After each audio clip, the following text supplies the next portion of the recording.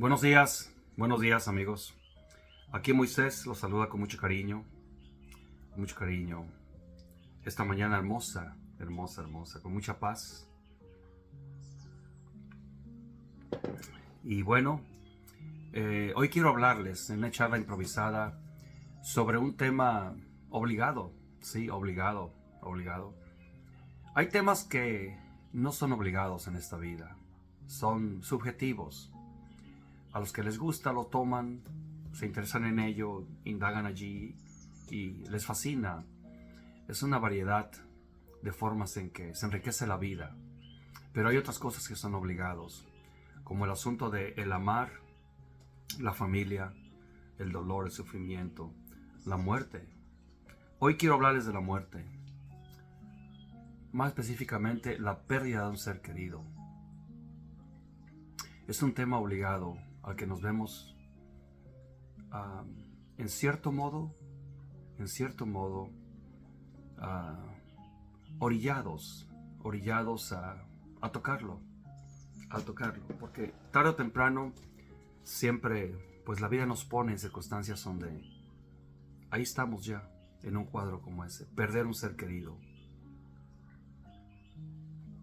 Voy a contarles dos experiencias para iniciar. Voy a contarte mi experiencia y la experiencia de un amigo. Voy a iniciar con mi experiencia. Fíjate que yo me vine aquí a los Estados Unidos cuando tenía 20 años de edad.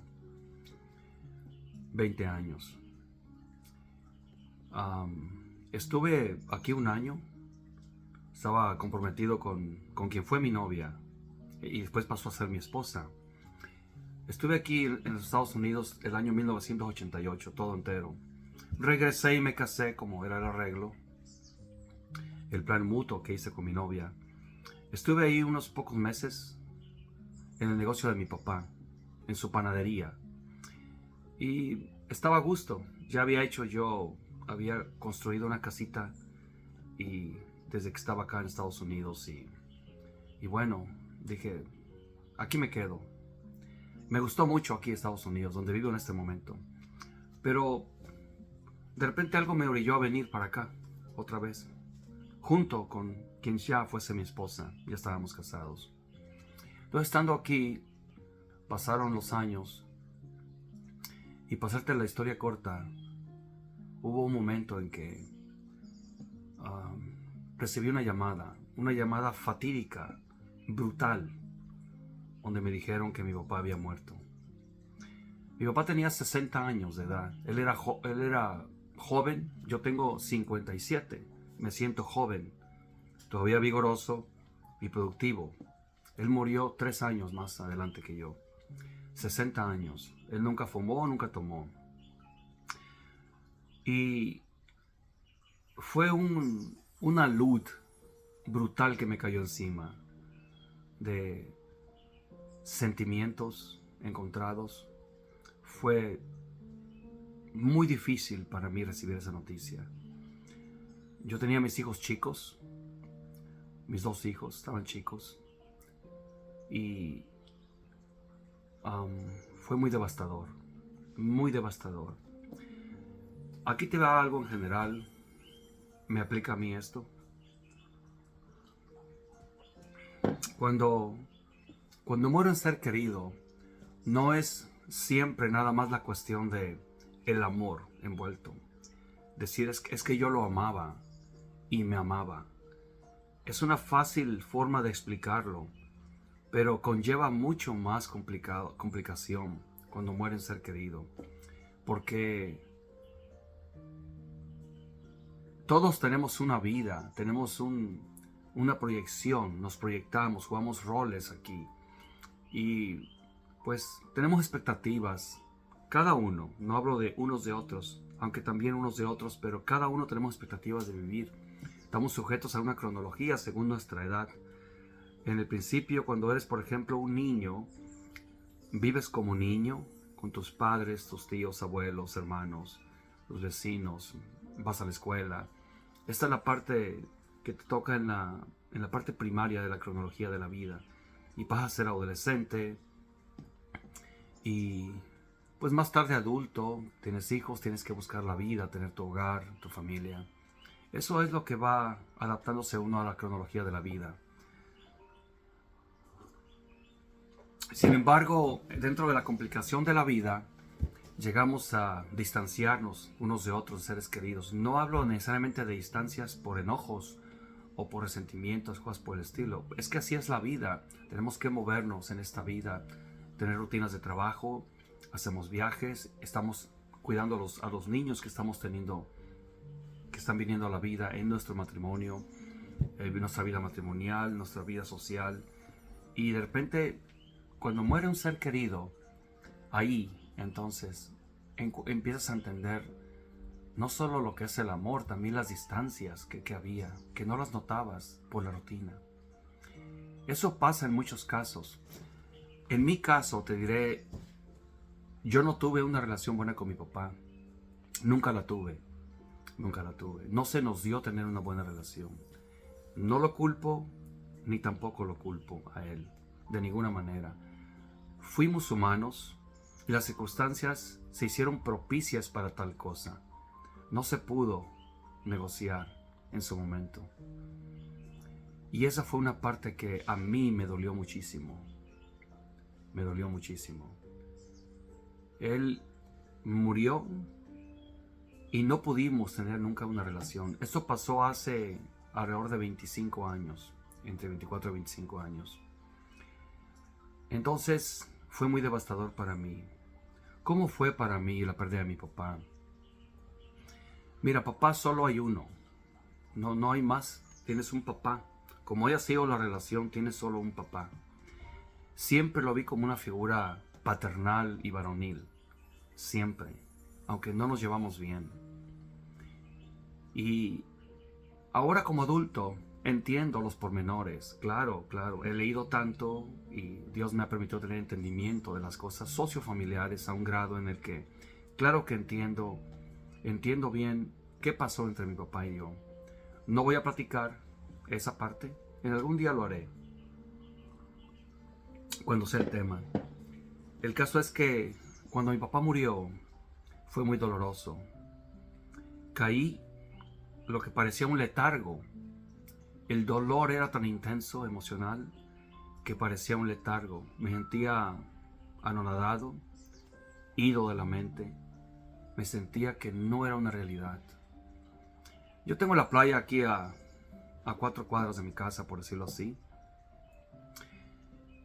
Y desde el siguiente día, después de la llamada fatídica, me fui a la playa. Lloraba todos los días lloraba. Caminaba de lado a lado, la playa es muy larga. Hablaba con Dios, hablaba con mi papá, hablaba conmigo mismo. A veces las piernas no me respondían y se me doblaban. Caía a la arena. Llegué a gatear algunas veces, un par de metros, llorando. O sea, estaba derrotado totalmente. Las 4 cosas que nos sostienen como seres humanos, que nos dan sustancia para ser, la fisicalidad, emocionalidad, espiritualidad y mentalidad, estaban derrotadas, destrozadas. Bueno, pasó semanas y yo no quería ver a nadie. Aunque era un papá muy dedicado, siempre fui un papá muy dedicado a sus hijos, también a su esposa. Me dediqué siempre a mi esposa, a mi familia. En ese tiempo no quería estar con nadie, por el dolor. En mi caso se me dio así. Voy a hablar de eso más adelante. Cada caso es único, por la forma en de llevar el dolor cada uno. Entonces, yo quería estar solo. Diario me iba a la playa, amanecía y me iba a la playa. Solo lloraba y hablaba. Fue muy difícil, de los tiempos más terribles que yo he vivido. Y bueno, cuando pasa esas cosas, empiezas a cuestionar incluso tu existencia. Empieza a cuestionar a Dios, a preguntarte cosas que nunca te habías preguntado. Y no necesariamente es que no entendías que la gente muere o que vamos a morir algún día, pero cuando recibes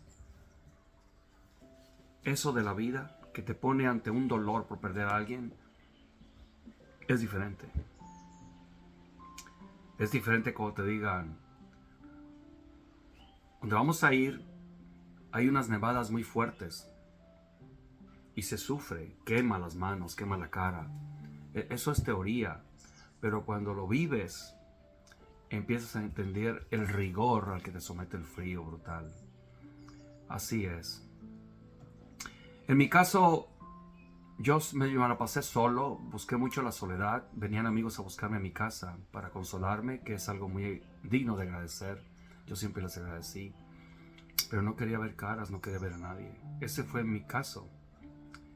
El caso es que el dolor lo viví, el dolor. El dolor es una sensación molesta, pesada, es algo virtual, el dolor emocional.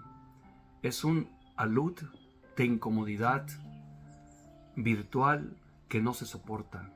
No se soporta. Es muy terrible. Un amigo mío una vez, hace unos añitos, también me llamó. Sufrió un accidente su hijo, adolescente, y me llamó y lo noté pues muy adolorido, llorando. Y me dijo, pasó esto, mi hijo está entre la vida y la muerte. Yo sé que mi Dios no me va a permitir estar sin él. Él va a sacarme de esto. Mi hijo tiene que vivir. Yo no puedo vivir sin mi hijo. No puede ser que yo pierda a mi hijo. Lo escuché porque solo es necesario escuchar allí. Pero esa tarde, más tarde, murió. Su hijo murió. La vida es muy cruel. Usualmente yo pinto o defino la vida como muy fascinante, muy hermosa. Hermosa y fascinante, interesante. Todo lo que envuelve la vida, su creación en todas sus dimensiones. El ser humano, todo es fascinante, muy hermoso, pero también es difícil la vida. Cómo nos manejamos aquí por las cuestiones sociales, económicas, morales, políticas, por todas las esferas que existen dentro de la humanidad. La vida es difícil, y más cuando le envuelves ahí la fragilidad en que estamos, porque en esta vida nos enfermamos, se enferman seres queridos, no solo tus hijos, también tu mamá envejecida, tu hermano, tu papá, tú mismo. Y por final está el morir. Aquí vamos a morir. Todos vamos a morir. Pero lejos de la teoría, de las filosofías, cuando la muerte está aquí, nos devasta. Nos quita muchas cosas que usualmente tenemos. Cuando tenemos a ese ser querido. En estos días ha muerto gente que yo conozco, amigos míos, cercanos, uno que otro familiar. Y he pensado mucho en la muerte, en la fragilidad. Siempre lo he pensado, pero con tantos sucesos resultantes tan juntos, un cúmulo de fallecimientos, se enfatiza mucho el tema.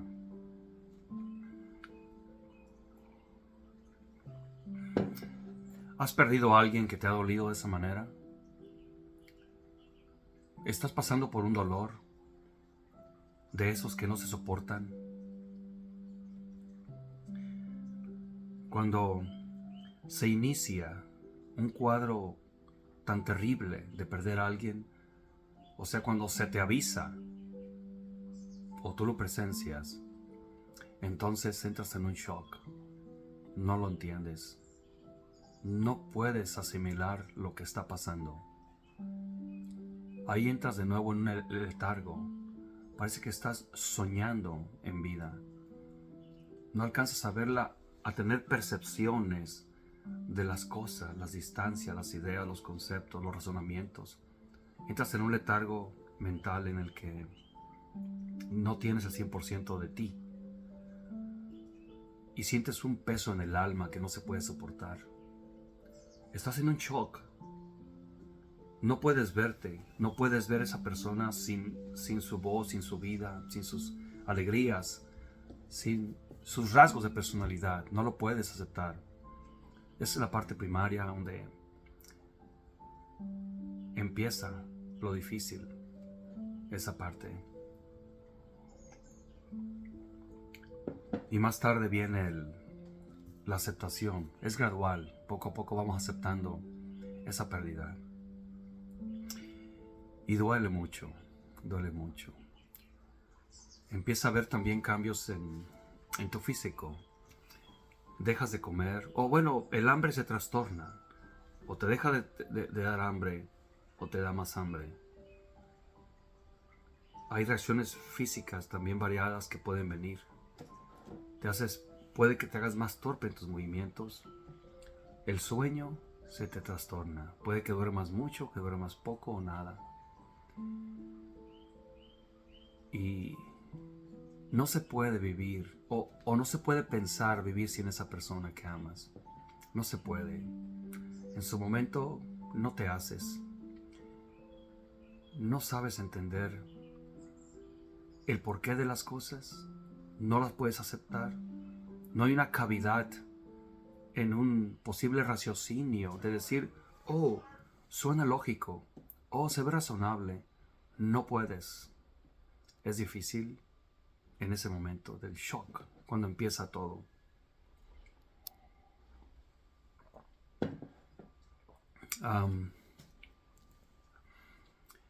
Pues el dolor, hablando en general, el dolor es parte de la vida.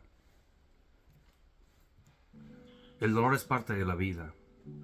El dolor es eso, una sensación incómoda. Cuando es el dolor físico, cuando nos golpeamos con un martillo al estar clavando, es un dolor que está ahí al partir de ese golpe y nos queda.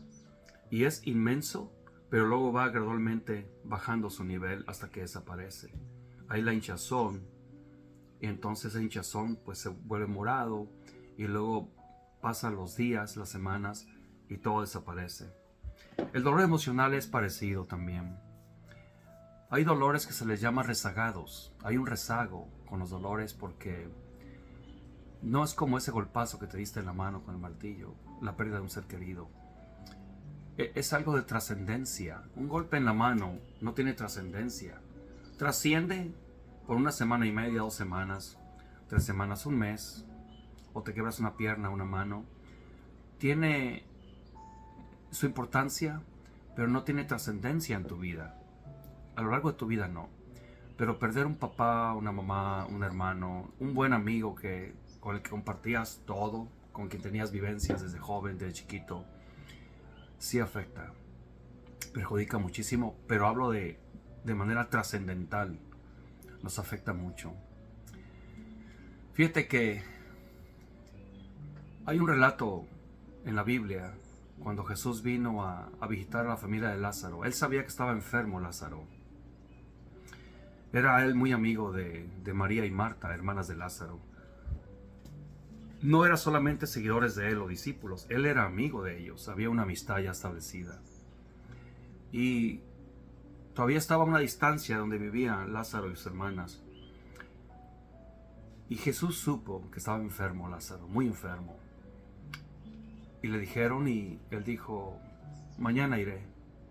Él ya tenía su meta de lo que iba a pasar y lo que iba a hacer. Está registrado en Juan capítulo 11, versículo 35 en la Biblia. Cuando llegó, vio tanto dolor entre las hermanas de Lázaro y personas que amaban a Lázaro y sus hermanas, que se conmovió y se dio a las lágrimas. Porque Jesús no era ese líder tipo héroe que es frívolo y calculador, que viene nomás a hacer actos heroicos. Él era un ser humano, con la misma consistencia de nosotros los seres humanos. Era un igual a Adán.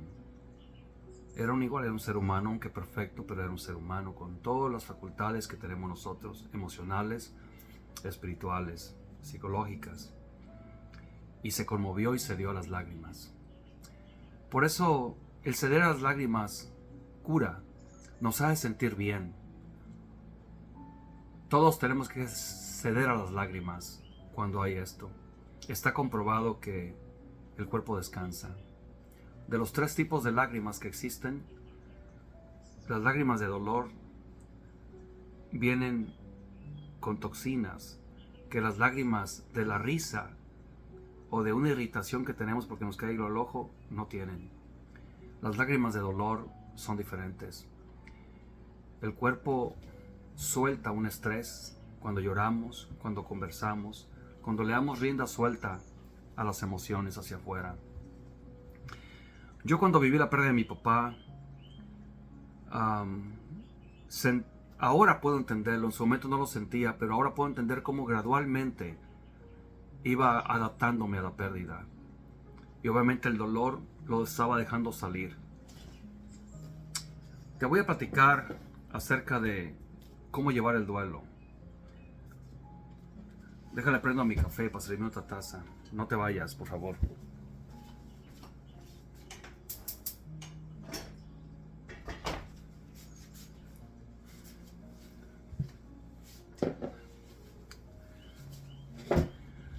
La forma de llevar el duelo de cada uno es diferente, muy diferente. En mi caso, yo no quería estar con nadie. Soy una persona muy sociable. Me encanta la gente, de todo tipo. Sé estar con la gente de todo tipo. Desde la gente más educada hasta la gente menos educada. Porque me interesa mucho el ser humano como tal, con toda su consistencia en todo sentido. Me fascina el ser humano. Y la educación o el estatus económico, otras cosas, no tiene tema a la hora de estar con personas. Pero cuando estaba pasando por ese dolor inexplicable, tan insoportable, yo deseaba estar solo.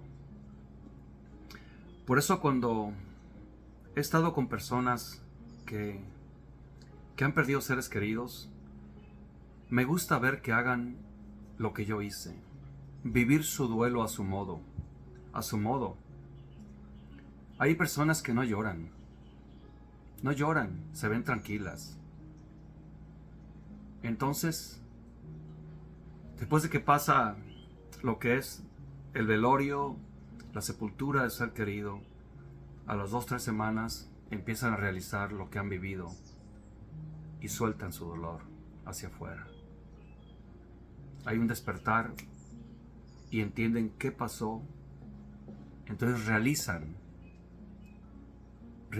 su pérdida y ahí empieza entonces a abrirse. Hay otros que pasa tiempo, años y no representan mucho.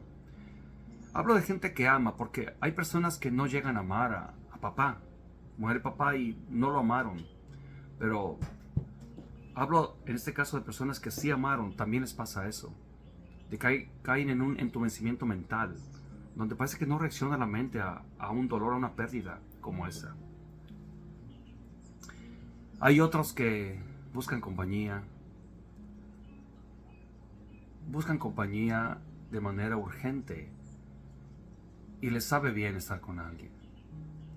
Hay otros que se adentran a escribir. Hay otros que se adentran a hacer arte cuando hacen arte. A solo caminar. Hay otros que van a hacer deporte. Van a moverse para estar bien. Dame un segundo.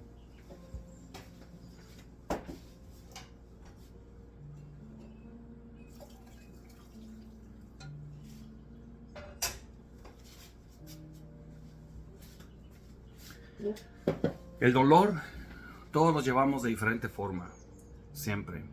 El caso es vivirlo a nuestro modo cada uno. Yo promuevo el que eso suceda y defiendo a quien lo vive, pese a que se le critica a la persona. Yo fui criticado, por lo menos sé de 3 personas que me criticaron, porque yo no me dejaba ver por los amigos.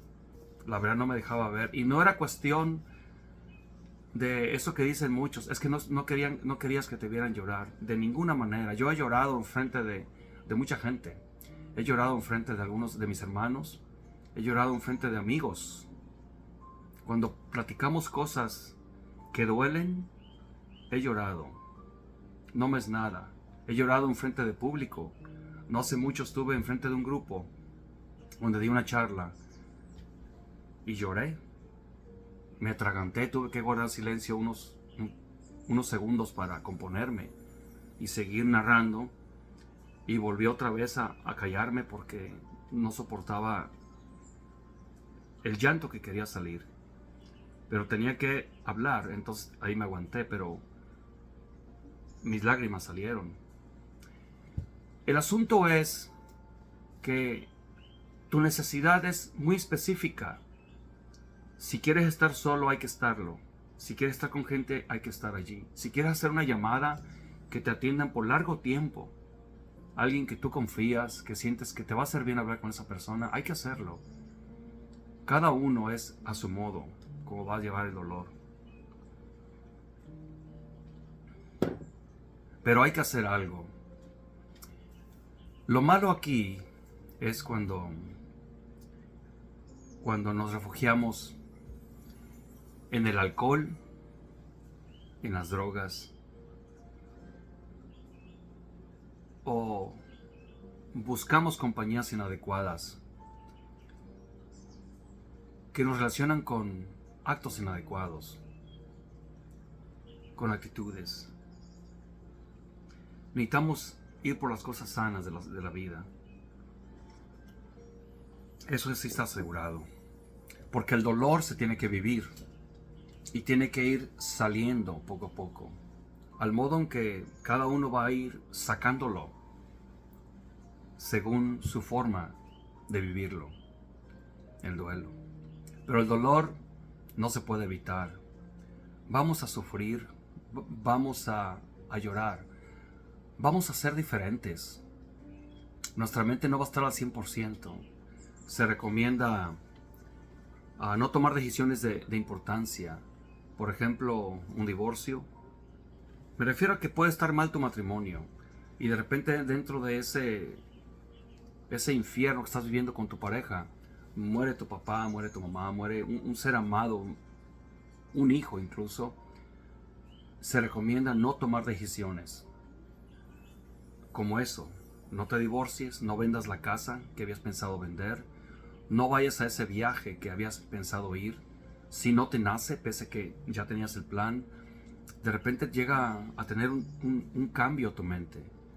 Hay que respetar mucho eso, porque tienes unos límites para pensar, unos límites para tomar decisiones significativas con aquella cordura, con aquella pulcritud de mente. Se nubla el juicio, se nubla.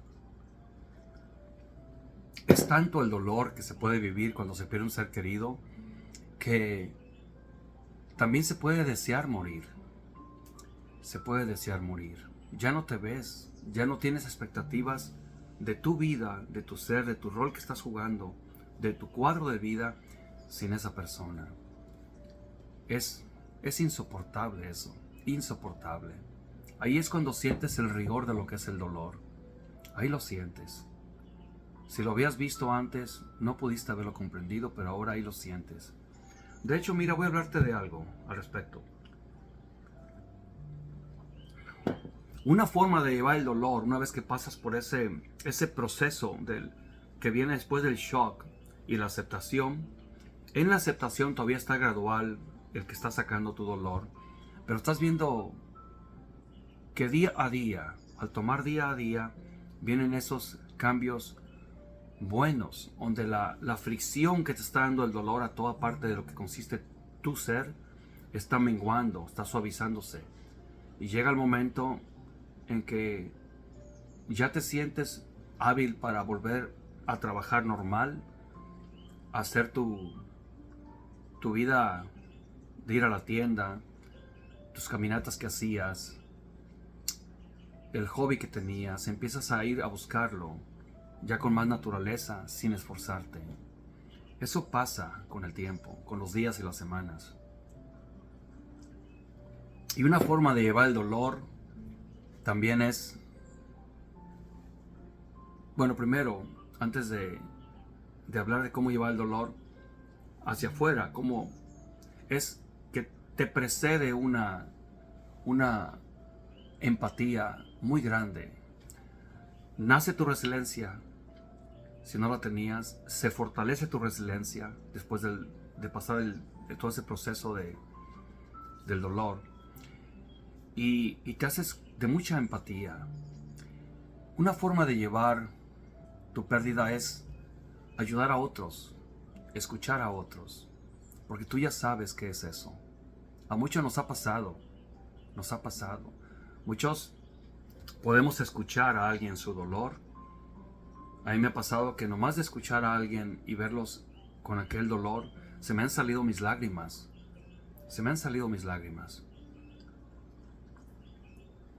Porque, pues, las vivencias que se han tenido en la vida nos han orillado a tener una percepción amplia de lo que es el dolor de otros, emocional y físico, pero también la empatía. La empatía. La empatía es una palabra hermosa, hermosa, rica, nutrida. Y las relaciones humanas se fortalecen con ella. Por ejemplo, mira, hubo una desgracia también que me causó mucho dolor a mí, que tiene que ver con la muerte. Murió una sobrina mía a los 9 años y medio, una hija de mi hermano que vive aquí conmigo en Santa Cruz. Murió su niña. No te voy a contar la experiencia pero algo que se hace, ella murió de cáncer. Entonces yo tengo el hospital de Stanford aquí a 45 minutos de mi casa. Y conozco muy bien el hospital. Estuve yendo muchísimo por uno de mis hijos que tuvo una necesidad especial. Entonces, ahí en Stanford hay un programa muy hermoso, hermoso, hermoso, que cada año juntan a todos los padres que han perdido hijos por cáncer. Es algo tan hermoso que se hace porque hay una mujer que toca el arpa en los periodos de descanso. Te dan comida, platicas con otros padres que han vivido esa experiencia. Y aunque en el caso mío, yo no era el padre de una niña que murió en circunstancias así, era un tío que amaba a esa niña, que es una de las muertes que más me dolieron también. Entonces, hay una comunidad que coigualmente se vive en ello, en el dolor, en la pérdida, en el extrañar a ese ser querido. Entonces ponen sus fotos y todo eso que hace, que logra suavizar, porque no puedes desaparecer de tu memoria a ese ser amado. No puedes. No puede desaparecer de tu existencia, aunque ya no está eso de ponerlos en alto, de guardar su memoria. Guardar su memoria. Ese arreglo que hace Stanford, el hospital de Stanford, es tan hermoso, tan hermoso. Hablan con tanta dulzura los conferenciantes y no necesariamente hablan de cuestiones religiosas o de Dios, que es una parte que está casi obligada también, porque no podemos separarnos de esa área espiritual del tema, porque todos fuimos creados por Dios. Hoy te platico algo al respecto, pero siguiendo con el tema ese de Stanford, lo que yo aprendí desde aquel entonces, porque hace muchos años que murió esta niña,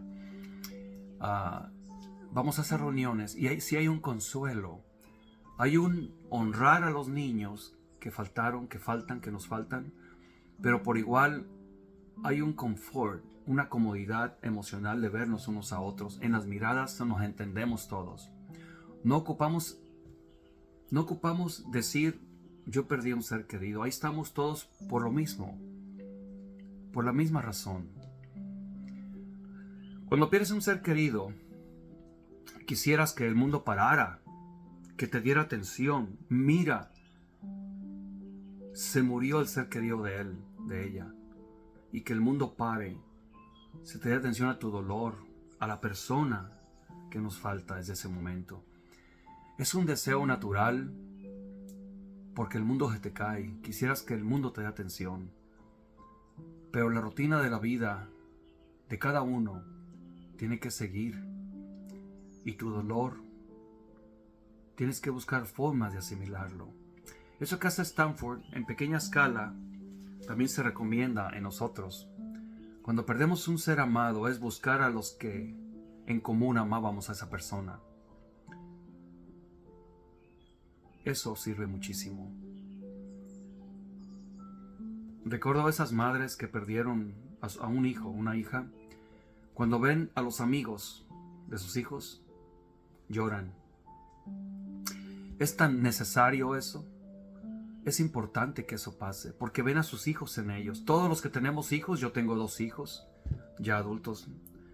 Mi hijo tiene 30 años, mi hija tiene 26. Los que tenemos hijos, vemos parte de nuestros hijos en sus amigos, o incluso en jóvenes que nunca hemos visto en nuestra vida. Los vemos en una tienda, nos ayudan nos atienden en pagar aquel producto, en restaurante, lo que sea. Son meseros y vemos parte de nuestros hijos. Muchas veces se suelta el llanto, el dolor aflora, porque, como te digo, hay dolores rezagados. Puede que el dolor no desaparezca del todo. Y es así. Puede que el dolor no desaparezca. Eso es natural también. La vida es muy cortita. Y haber tenido un ser amado en nuestra vida por 10, 15 años, 20, un hijo, un padre, madre, eso indica que es parte de nosotros. Y perder a un ser amado parece que te mutilan parte de ti. Te desaparecen así de manera injusta. La vida es así, terrible. Por eso ahora, como te decía, vas a poder escuchar, vas a poder entender, vas a poder acompañar mejor a la gente que ha perdido a un ser amado. Y es bueno usar tu experiencia para otros. Es un consuelo, autoconsuelo para ti mismo. Ayuda mucho, es terapéutico. Con eso de que los seres humanos somos de comunidad, no podemos estar sin lazos, sin conexiones con otros. Ya sea cuestiones desde la familia, que es las trincheras primarias de nuestro existir. La familia inmediata, papá, mamá, hermanos. Luego vienen los tíos, primos, los abuelos. Ya por extensión, los amigos, de manera importantísima. Compañeros de trabajo, compañeros de la escuela, los vecinos. Entonces, esa interacción que tenemos con cada uno según el papel que tienen ante nosotros, ya he mencionado, cualquier papel que sea, pues nos ayuda mucho el estar con ellos. El ir a darles un abrazo.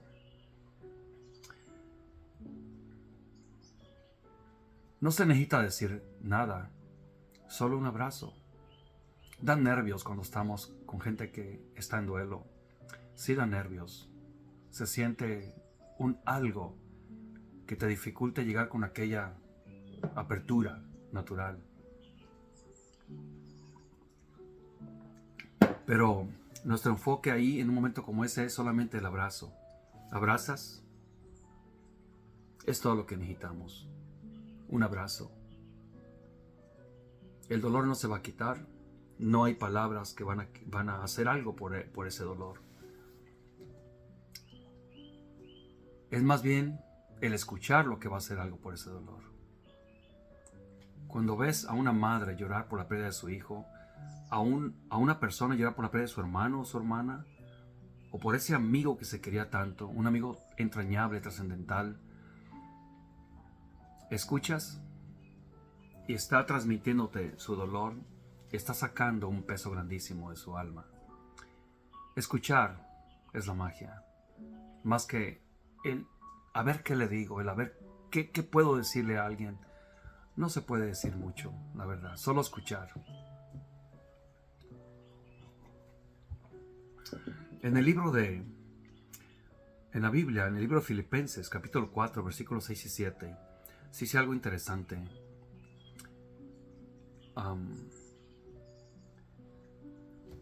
En parte, si lo recuerdo bien, es más, déjaselos leo. Deja uso mi herramienta infalible para ver mejor. Filipenses 4, 6 y 7.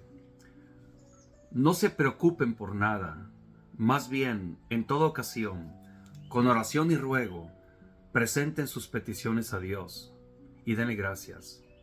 Y la paz de Dios, que supera todo pensamiento, guardará sus corazones y sus facultades mentales en Cristo Jesús. La inquietud que viene cuando se muere un ser amado es grandísima. Y en su momento, el llorar, el a veces caer al suelo porque no te soportan tus piernas por el dolor, es natural en su momento del shock. Y lo que procede después del shock, gradualmente. Pero sabes, ahí es también cuando se toca el momento, si quieres llamarle tocar el fondo, se toca el momento, estás ya en el área propicia donde tu refugio en Dios viene, inherente a tu necesidad. Sí, muchos buscamos a Dios con más ahínco, con más interés, con más fascinación. Somos tan vulnerables. ¿Te acuerdas cuando éramos chicos? Nos caíamos, nos dábamos un raspón en la rodilla porque andábamos en el patín, en la bicicleta. ¿Y qué buscábamos? Buscábamos a mamá o a papá. Corríamos. Ya que no vinieron a levantarnos, pues corríamos a buscarlo. Y queríamos que nos apapacharan y nos dijeran sana, sana colita de rana y otras cosas que mamá o papá hacían. Es tan hermoso eso. Y eso no cambia aunque seamos adultos. Necesitamos a Dios. Llegamos ante el dolor incluso a agarrar la posición fetal cuando estamos en nuestra casa. Nos acostamos en el sofá, en la cama, y ¿qué hacemos? Nos hacemos bola porque queremos refugiarnos. Es la manera de refugiarse a uno mismo, tomar la posición fetal. Buscar a Dios en mucho ayuda. Ayuda porque hablas con Él bajo tu dolor. Y el hablar de por sí asegura cuando estás con gente, con personas, con seres humanos, con coiguales, que tienen los límites tuyos. Hay un texto bíblico hermoso que dice, así como el hierro aguza el hierro, así la mirada de un hombre aguza la mirada de otro. Porque nosotros, al mirarnos, al conversar, nos ayudamos o nos influenciamos para una cosa o para otra. Una mirada te anima, te impele, te ayuda a sentirte comprendido, amado, necesitado. Una mirada. Ahora imagínate cuando tú percibes, entonces porque te has visto orillado a tal cosa, a buscar a papá y mamá después del raspón que te diste en la caída, a buscar a Dios, ayuda mucho, ayuda mucho. Jesús dijo que Él era la resurrección y la vida, y también pensar en expectativas con esa esperanza de ver a los seres queridos también es bueno. Yo tengo esperanzas de ver a mi papá. He leído mucho la Biblia, he leído 3 veces la Biblia entera, pero he leído cientos de veces pasajes que tienen que ver con la vida en sí. El matrimonio, creencia de hijos, la honradez, la moralidad, lealtad, tantos temas que puedes sacar de la Biblia. Pero hablando de la muerte, habla mucho de la muerte. Mucho se habla de la muerte. Es bueno considerar la esperanza que Dios nos ofrece ahí en la Biblia. Déjate digo que la Biblia no especifica los detalles, no sabemos cómo va a ser la resurrección. Algunas identidades religiosas hablan de que vamos a vivir en la tierra, otros que vamos a vivir en el cielo. Se va a acabar la vida de la tierra. Yo en lo personal pienso que es muy difícil deducir qué es una cosa y otra. Claro que hay muchas razones para pensar que la vida va a estar en la tierra. Muchas razones. Y yo me agarro de ahí, de esa razón. Yo me hago aquí en la tierra con mi papá, platicar mucho, darnos cariño, conversar tanto, que no conversamos, y ofrecernos expresiones que no nos dimos, y tener entonces una conexión que no tuvimos. Esa es mi esperanza. Espero que tú también tengas una esperanza de ver a tu ser amado que has perdido. Porque un dolor, un extrañar a alguien sin esperanza, no podría verse. Y no es cuestión de decir, voy a decidir tener esperanza. Es que viene inherente cuando tú te refugias en Dios. Cuando buscas entender esa parte que vemos como que, porque la Biblia lo dice, que Dios puso la eternidad en nuestro corazón. Todo el tiempo nos sentimos jóvenes. No sé si tienes mi edad, 57 años, o tienes 20 años, 15 añitos tienes, 30, 35, tienes 60, 70 años. Uno no tiene edad por dentro. No tiene uno edad. Todos tenemos la eternidad. No nos hacemos muriendo. Pero la vida es cruel y nos pone ante la pérdida de seres queridos. Y siempre tenemos la idea de que vamos a morir.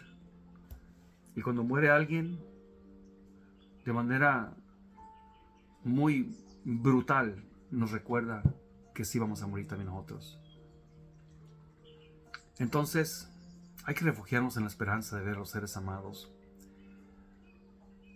Hay que honrarlos en lo que no están con nosotros. Hay que recordarlos con su risa, sus pláticas, sus inquietudes, sus chistoretes, sus hobbies, lo que ellos amaban hacer, cómo se vestían, cómo caminaban, cómo bailaban. Hay que recordar así a los seres amados. Incluso recordar también los malos momentos que tuvimos con ellos no es malo. Es una realidad. Tuvimos malos momentos. Pero son parte del cuadro. Enfocándose en ello de manera intelectual, sabiendo que está allí, que hubo malos ratos, comprender el mecanismo de las cosas, la dinámica que hubo en ello, entendiendo la humanidad del ser amado que murió y nuestra humanidad también. Es lo que pasa conmigo en el caso de mi papá y de mí.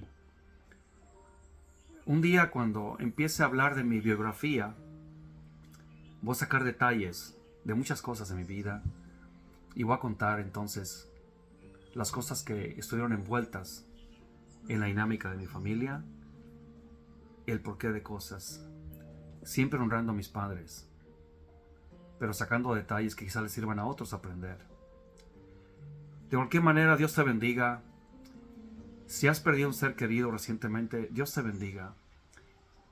Que encuentres formas de salir adelante con esto, porque vas a salir. Vas a salir. Dios ayuda. Refúgiate en Él. Los seres humanos tenemos en común eso, la pérdida. No ocupamos explicarnos qué es el dolor. Oye, ¿qué se siente perder a alguien? No ocupamos. Cuando sabemos que alguien muere, un ser amado de un amigo, aunque sea, afloran sentimientos en uno y podemos hasta llorar con él, porque tenemos lo mismo.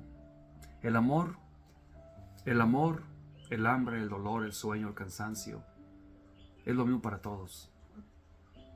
El dolor, la justicia, la humildad no se explica tan fácilmente, se vive y nos entendemos unos a otros.